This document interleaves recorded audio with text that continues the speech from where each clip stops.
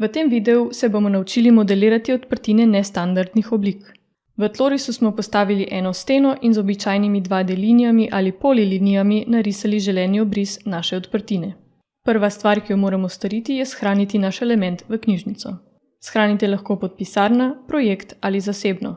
Zaradi lastnosti tega projekta ga bomo v tem primeru shranili v mapo projekt in nam bo dostopen zgolj znotraj tega projekta.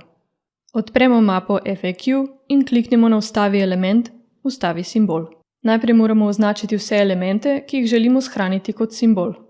Nato izberemo začetno točko simbola.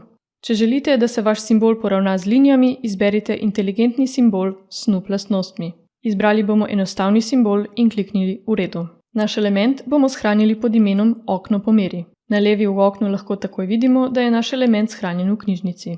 Tako shranjen simbol lahko uporabljate kot profil nosilca, stene, stebra ali odprtine v stenah in ploščah na sledeči način.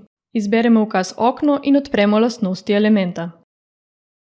Da pridemo do našega profila, kliknemo ikono mape in izberemo predhodno shranjeni simbol. Ostalih nastavitev ne bomo spreminjali. Nato se približamo steni in postavimo element odprtine na želeni položaj.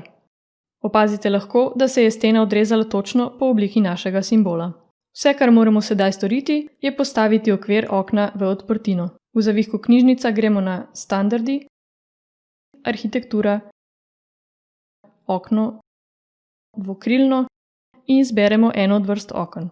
Če se približamo steni, lahko vidimo, da se SmartPart okna samodejno prilagajajo definirani obliki odprtine. Hvala za vašo pozornost in želimo vam prijetno delo v Allplanu.